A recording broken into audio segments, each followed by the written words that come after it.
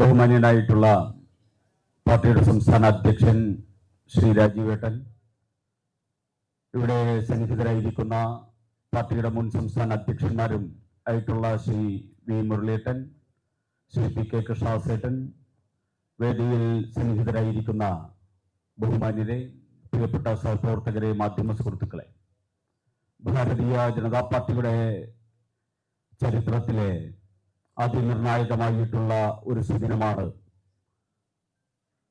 കേരളത്തിൻ്റെ അസംബ്ലി തെരഞ്ഞെടുപ്പ് ഫലം പ്രഖ്യാപിച്ച 4-ാം തീയതി.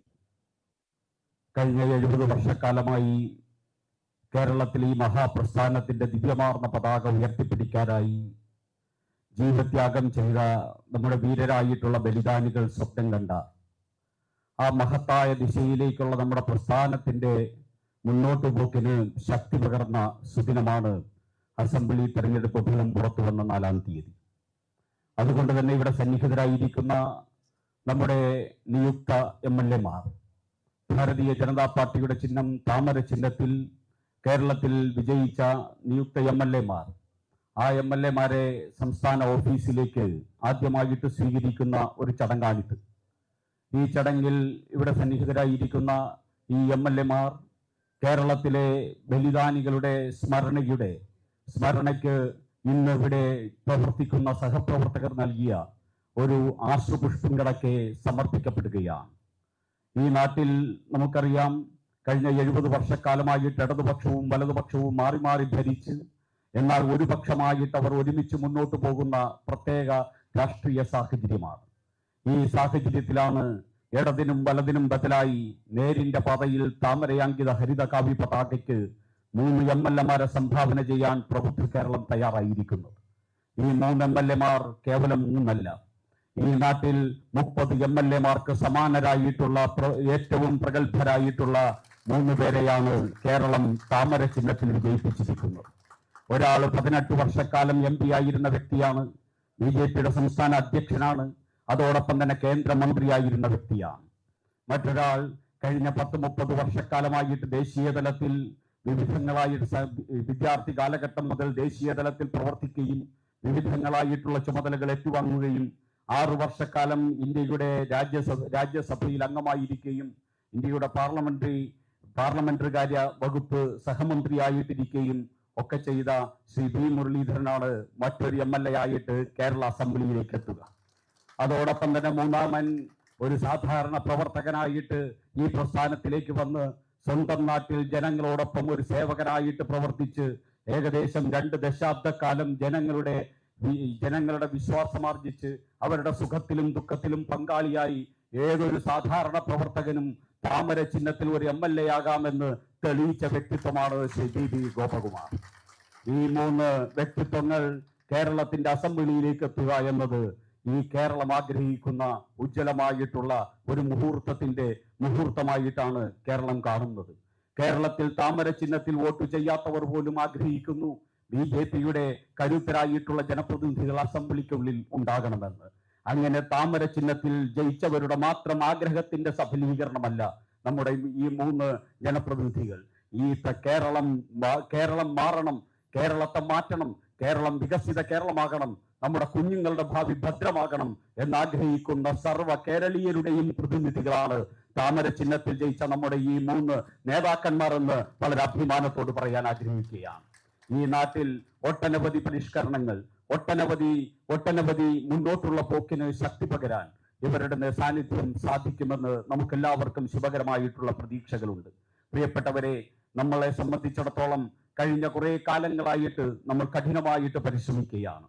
അധികാര സ്ഥാനത്തേക്ക് ഭാരതീയ ജനതാ പാർട്ടി അവരോധിക്കുന്ന ആ സുദിനത്തിന് വേണ്ടിയുള്ള പരിശ്രമമാണ് നമ്മൾ ഏവരും നടത്തിയത്. 2024 നമുക്ക് 20% വോട്ട് നേടിക്കൊണ്ട് ആദ്യത്തെ MP-യെ കേരളത്തിൽ നിന്ന് താമര ചിഹ്നത്തിൽ വിജയിപ്പിച്ചുകൊണ്ട് നമ്മുടെ ആ ദൗത്യത്തിൽ നമ്മൾ വലിയൊരു കുതിപ്പ് നടത്തുവാൻ സാധിച്ചു. 2024 നിന്ന് 2025 തദ്ദേശ സ്വയംഭരണ സ്ഥാപനങ്ങളിലേക്കുള്ള തെരഞ്ഞെടുപ്പ് എത്തുമ്പോൾ നമുക്ക് ഒരു മുദ്രാവാക്യം നമ്മുടെ മുമ്പിൽ വന്നു.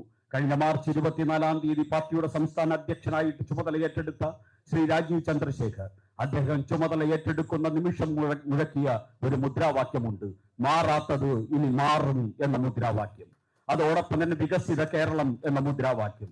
ഇനി ഈ കേരളത്തിലെ ഓരോ കൊച്ചുകുട്ടിയും പറയുകയാണ് മാറാത്തത് ഇനി മാറും എന്ന്. കൊച്ചുകുട്ടികൾ പോലും ഏറ്റുപാടുന്ന രീതിയിൽ ആ മുദ്രാവാക്യം കേരളത്തിന്റെ മുദ്രാവാക്യമായിട്ട് മാറി. വികസിത കേരളം എന്നുള്ള സ്വപ്നം ഇന്ന് എല്ലാവരുടെയും സ്വപ്നമായിട്ട് മാറി. ഈ കേരളത്തിലെ ഏറ്റവും മതേതര മുദ്രാവാക്യം ഏതെന്ന് ചോദിച്ചാൽ ശ്രീ രാജീവ് ചന്ദ്രശേഖറും ശ്രീ നരേന്ദ്രമോദിയും ഈ രാജ്യത്തും കേരളത്തിലും ഉയർത്തുന്ന വികസിത കേരളം എന്ന മുദ്രാവാക്യമാണ് എന്ന് സർവരും സമ്മതിക്കുന്ന സാഹചര്യമുണ്ടായി. നമ്മൾ ഉയർത്തിയ വികസിത കേരളത്തിന്റെ പിന്നണിയിൽ അണിചേരാൻ ഈ കേരളം 10 വർഷം ഭരിച്ച പിണറായി വിജയൻ നിർബന്ധിതനായി. നമ്മൾ ഉയർത്തിയ വികസിത കേരളം എന്ന മുദ്രാവാക്യത്തിന്റെ പിന്നണിയിൽ അണിചേരാൻ വി.ഡി. സതീശൻ എന്ന് പറയുന്ന കേരളത്തിലെ പ്രതിപക്ഷ നേതാവിനെ നിർബന്ധിതമാക്കി.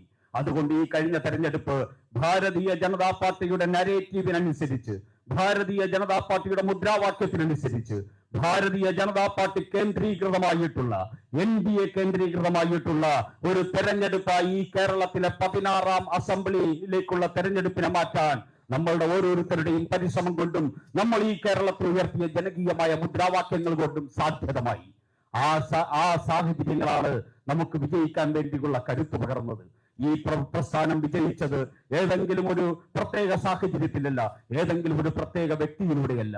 ഞാൻ നേരത്തെ സൂചിപ്പിച്ചതുപോലെ കഴിഞ്ഞ 70 വർഷക്കാലമായിട്ട് ഈ പ്രസ്ഥാനത്തിന് അധികാര സ്ഥാനങ്ങൾ ഒന്നുമില്ലാതിരുന്ന സമയത്ത് ഈ പ്രസ്ഥാനത്തിന്റെ പതാകവാഹകരാകുകയാണ് ഈ വിധത്തിലെ ഏറ്റവും വലിയ അഭിലാഷം എന്നാഗ്രഹിച്ച് ഈ പ്രസ്ഥാനത്തിന് വേണ്ടി സർവ്വതും സമർപ്പിച്ച ലക്ഷോപലക്ഷം വരുന്ന നമ്മുടെ പൂർവികരായിട്ടുള്ള പ്രവർത്തകരുടെ സ്വപ്ന സഫലീകരണം. അതോടൊപ്പം തന്നെ ഈ പ്രസ്ഥാനത്തിന്റെ ചുമതലകളിൽ ഒന്നുമില്ലാതെ ബൂത്തുകളിൽ പ്രവർത്തിക്കാൻ പറയുമ്പോൾ ബൂത്തുകളിലേക്ക്, വീടുകളിലേക്ക് പോകാൻ പറയുമ്പോൾ വീടുകളിലേക്ക്, പോസ്റ്റ് ഒട്ടിക്കാൻ പറയുമ്പോൾ പോസ്റ്റ് ഒട്ടിക്കാൻ, അങ്ങനെ സർവ്വതിനും സജ്ജമായി ദൈവതുല്യരായിട്ട് പ്രവർത്തിക്കുന്ന ലക്ഷോപലക്ഷം വരുന്ന കഠിനമായിട്ട് പ്രവർത്തിച്ച പ്രവർത്തകരുടെ ആ നിരന്തരമായിട്ടുള്ള പരിശ്രമത്തിന്റെ പരിസമാപ്തിയാണ് 1ാം ഘട്ടത്തിൽ നമ്മൾ നേടിയിരിക്കുന്ന ഈ 3 ജനപ്രതിനിധികളെന്ന് അഭിമാനത്തോട് പറയുകയാണ്. നമ്മളുടെ ഈ മുന്നേറ്റം ഇവിടെ അവസാനിക്കുന്നില്ല. ഞാൻ നേരത്തെ സൂചിപ്പിച്ചതുപോലെ ഒരു MLA നമ്മൾ സൃഷ്ടിച്ചു, ഒരു MP സൃഷ്ടിച്ചു 2024-ൽ. അതുകൊണ്ട് നമ്മുടെ മുന്നോട്ടുള്ള ഗതി അവിടെ തീരുന്നില്ല. അതിനുശേഷം നമ്മൾ ഒരു മേയറെയും 2 മുനിസിപ്പൽ ചെയർമാൻമാരെയും അതോടൊപ്പം തന്നെ നിരവധി ഗ്രാമപഞ്ചായത്ത് മെമ്പർമാരെയും നമ്മൾ സൃഷ്ടിച്ചു. നമ്മൾ വീണ്ടും നമ്മുടെ ആ പ്രയാണം മുന്നോട്ട് തന്നെ പോവുകയാണ്. ഇപ്പോൾ നമ്മൾ ഇതാ 3 MLA-മാരെ സൃഷ്ടിച്ചു. ഇവിടെയും തീരുന്നില്ല നമ്മുടെ പ്രയാണം. നമ്മുടെ ഈ വികസിത കേരളം എന്നുള്ള സ്വപ്നത്തിന്റെ സാക്ഷാത്കാരത്തിന് വേണ്ടിയുള്ള പ്രയാണത്തിന്റെ 1ാം ഘട്ടം പൂർത്തിയാകുക എന്നാണ് എന്ന് ചോദിച്ചാൽ, താമര ചിഹ്നത്തിൽ ജയിക്കുന്ന ഒരാൾ കേരള മുഖ്യമന്ത്രിയാവുന്നത് വരെ മുന്നോട്ട് പോകുന്ന ഒരു ഉജ്ജ്വലമായിട്ടുള്ള മുന്നേറ്റത്തിന്റെ ആദ്യത്തെ പടിയാണ് നമ്മൾ കടന്നിരിക്കുന്നതിന്റെ സഹപ്രവർത്തകരെ. ഈ മുന്നേറ്റത്തിന് ശക്തി പകരാൻ കൂടുന്ന മുഴുവൻ സഹപ്രവർത്തകരെയും അഭിവാദ്യം ചെയ്തുകൊണ്ട്, അഭിനന്ദിച്ചുകൊണ്ട്, ഈ കേരളത്തിന് ദേശീയ തലത്തിലുള്ള നേതാക്കന്മാർ തന്നെ നമ്മളോട് പറഞ്ഞു, ഈ കേരളത്തിൽ ഇപ്പോൾ നടന്ന തെരഞ്ഞെടുപ്പ് സമാനതകളില്ലാത്ത ഐക്യത്തിന്റെയും അതോടൊപ്പം തന്നെ ഒരുമിച്ച് ചേരലിന്റെയും അതോടൊപ്പം തന്നെ പ്രൊഫഷണലിസത്തിന്റെയും ഒരു തെരഞ്ഞെടുപ്പാണ്.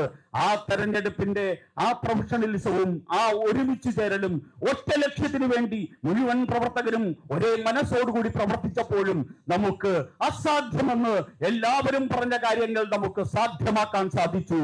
അതാണ് ഈ പ്രസ്ഥാനത്തിന്റെ കഴിവ്.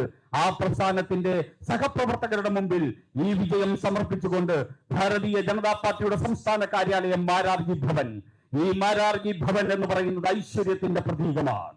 ഈ KG മാരാർ എന്ന് പറയുന്ന നമ്മുടെ ആ മഹാമനുഷ്യൻ ഈ നാടിന്റെ ഓരോ ഗ്രാമാന്തരങ്ങളിലും ഇറങ്ങി നടന്ന് വിശന്ന് വലഞ്ഞ് ബസ്സിൽ കയറാൻ പൈസയില്ലാതെ ഒക്കെ കഷ്ടതയും യാതനയും ഒക്കെ സഹിച്ചാണ് നമ്മുടെ ഈ പ്രസ്ഥാനത്തെ പടുത്തുയർത്തിയത്.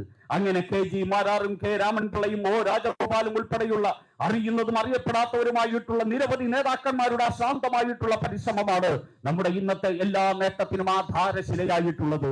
ആ നേട്ടത്തിന്റെ മുഴുവൻ കാർമ്മികത്വം വഹിച്ച KG മാരാർ, അദ്ദേഹത്തിന്റെ പേരിൽ അറിയപ്പെടുന്ന ഈ മാരാർജി ഭവൻ ഉദ്ഘാടനം ചെയ്യപ്പെട്ടതിന് ശേഷം ഈ മാരാർജി ഭവന്റെ ഐശ്വര്യമാണ് ഇതാ കടന്നു വന്നിരിക്കുന്ന രാജീവ് ചന്ദ്രശേഖരും വി മുരളീധരനും വി ഗോപകുമാറും എന്ന് പറയുന്ന നമ്മുടെ ജനപ്രതിനിധികൾ എന്നത് അഭിമാനത്തോട് പറയുവാൻ ആഗ്രഹിക്കുന്നു. അതുകൊണ്ട് ഇനി വരുന്ന കാലഘട്ടം ഭാരതീയ ജനതാ പാർട്ടിയുടേതാണ്. BJP നേതൃത്വം നൽകുന്ന BJPക്ക് വേണ്ടിയുള്ള ഒരു പുതിയ കേരളം, വികസിത കേരളം, അത് സാക്ഷാത്കരിക്കാൻ BJPയുടെ സാധിക്കുമെന്നുള്ള ഉജ്ജ്വലമായിട്ടുള്ള സന്ദേശവുമായിട്ട് ഇവിടേക്ക് കടന്നു വന്ന നമ്മുടെ പ്രിയങ്കരായിട്ടുള്ള നേതാക്കന്മാരെ ഒരായിരം അഭിനന്ദനങ്ങളോടെ ഞാൻ ഈ വേദിയിലേക്ക് സഹർഷം സ്വാഗതം ചെയ്യുന്നു.